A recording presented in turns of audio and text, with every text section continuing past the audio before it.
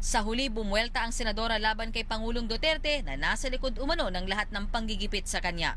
Ito po ang bagong komunistang panakot sa ating panahon ngayon, ang adik. Kapag hindi ka sumamba kay Poong Duterte, ikaw ay adik dahil adik lang ang hindi sumasampa kay Poong Duterte. Tumingin ka sa likod mo at huwag kalimutan na ikaw ay isa lamang tao. Hindi Diyos. Tao. Tao ka lamang. Gamit ang panggigipit, blackmail, or marahil pati torture. Ang hindi ko mapapatawad ay ang mga nasa likod nitong pag-iimbento ng mga ebidensya laban sa akin. May araw din po kayo. And what is the situation now in the Bilibid? I have received reports, very reliable, credible reports, of inmates and gang leaders being taken by the Special Action Force deployed at the Bilibid for overnight interrogation sessions, reportedly taken to ESOP quarters, which can also be a euphemism for psychological torture. I'm referring to the overnight interrogation sessions. Is that we have a group of serial killers and mass murderers right within the ranks of the organization, which is supposed to protect and serve the people. I might be jumping to conclusions, but what if it is true, as claimed by Mr. Matobato? Was the action of the Senate yesterday, stripping me of my committee chairmanship, going to help to uncover the truth? Or was it part of the plan to hide the truth? I hope it's not the latter. I still bear a great amount of respect for my colleagues. I believe that their action yesterday was born out of an honest desire to diffuse the unnecessary political complexion of the investigation by choosing a more, shall we say, neutral and non-controversial senator to lead the investigation. At this point, I'd like to sincerely congratulate Senator Richard Gordon for having been vested with the vote of confidence of the Senate and for accepting the burden of investigating the current phenomenon of extrajudicial killings. I believe in his capability to carry out a serious probe into these incidents and get to the bottom of the killings.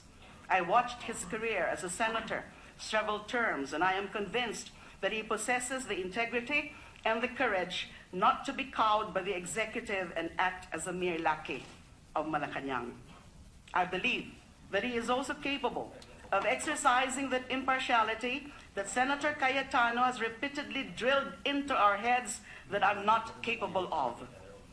I believe that Senator Gordon bears more fortitude and strength than I did to be able to call out and censure any colleague who transgresses the boundaries of unparliamentary speech when he accuses Liberal Party senators of conspiring to overthrow the president without presenting a single piece of evidence, while accusing me of having prejudged the EJK investigation on the basis of an eyewitness account coming from a man who claims to have been an original member of the so-called Davao Death Squad until he was betrayed and framed up by his own comrades for a crime he did not commit. Excuse me, Mr. President.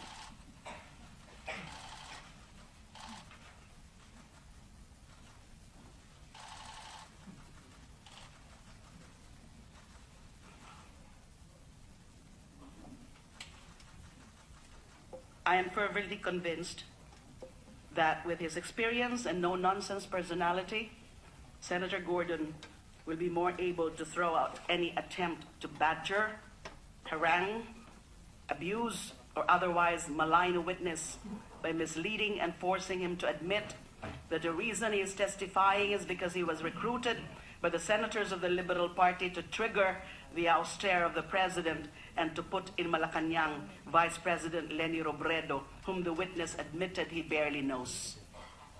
This is the kind of pretentious and hypocrite objectivity coming from Senator Cayetano that Senator Gordon will be facing. I wish you good luck, sir. I can tell you it was not a pleasant experience for me. Not at all. You can have the Justice Committee as well as the offensive and unparliamentary antics of Senator Cayetano. Package deal po yan. On the other hand, you will still have me as a member of the Justice Committee. I promise to behave and not give you a hard time. A Senator Cayetano is enough. I will not bother you with another obnoxious personality in your hearings in the Justice Committee.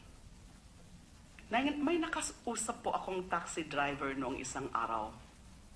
Ang sabi niya ay parang magulo na naman sa bansa natin, katulad ng pagkagulo ng bansa sa ilalim ng ilang mga nakaraang administrasyon.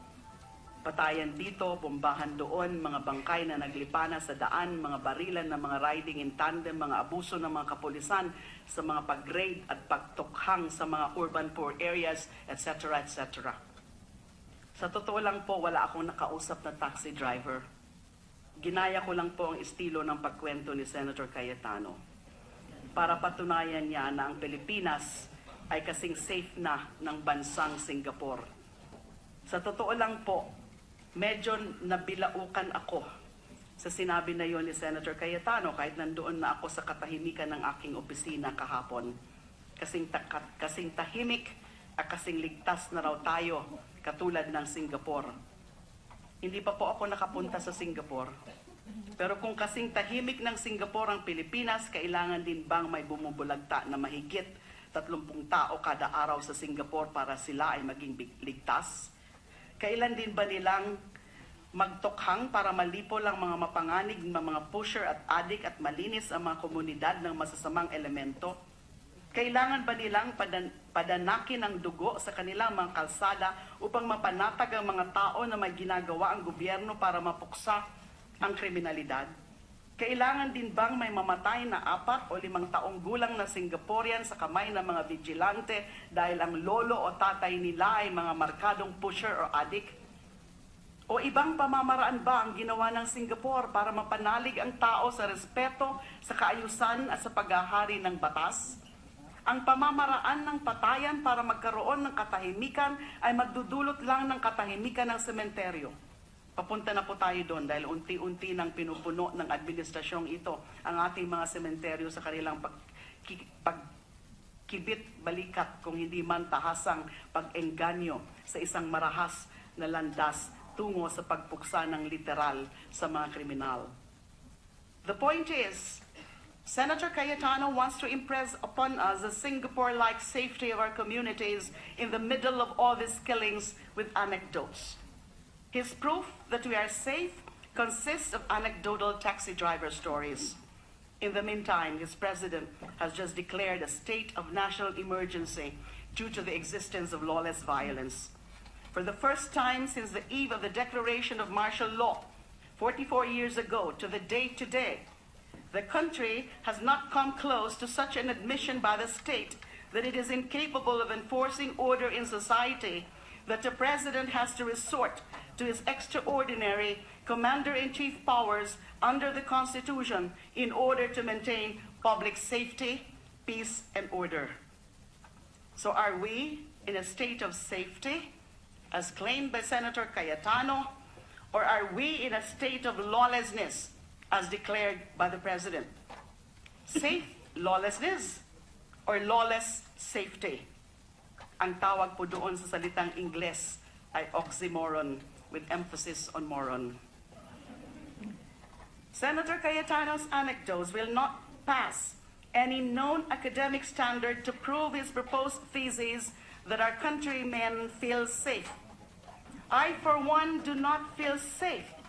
What with the President unleashing the might and power of the whole executive branch, the other half of Congress, and 1/24 of the Senate to go after me and destroy me, a single senator from Bicol who wants nothing else in the world but to be and play with her dogs at home and to see that the killings stop and justice be done to those who already fell during the night. The next time Senator Cayetano recites his now famous anecdotes about how safe we are, maybe he can include my own story. Definitely it is not a story of being safe. It is a story of being the first target of a new McCarthyism in our time, of being singled out by the powers that be for daring to think differently and to advocate passionately for what one believes in. Matagal na po itong linya ng kanyang mga bayarang trolls sa social media. Kapag hindi ka pro Duterte, ikaw ay drug lord coddler, ikaw ay pusher, ikaw ay isang adik. Ito po ang bagong komunistang panakot sa ating panahon ngayon, ang adik. Kapag hindi ka sumamba kay Poong Duterte, ikaw ay adik, dahil adik lang ang hindi sumasampa kay Poong Duterte. Bakit po tayo nahantong sa ganito? Na ang mga nagnanais ng maayos at naaayon sa batas na laban sa kriminalidad ay mga nababansagan ng mga adik at nawawalan ng kalayaan na sumalungat sa pamamaraan ng tinatawag na pagbabago sa pamamagitan ng kaliwat kanang patayan. At ngayon na napapalapit tayo sa paghubad ng katotohanan na ang ganitong pangyayari ay naganap na sa Davao City, ay biglang i-declare na vacant ang committing dumidinig sa paksa ng patayan dahil lang sa sinabi ng pinakadakilang tagapagtanggol ng Pangulo sa Senado at sinigundahan ng isang senador na galing sa mga mahihirap na ngayon ay walang tigil na tinutukhang ng mga pulis. On a personal note, I do not know where all of this will end for me. In the midst of the House inquiry, the Ethics Committee complaint, the election protest, the DOJ persecution, and the President's attacks.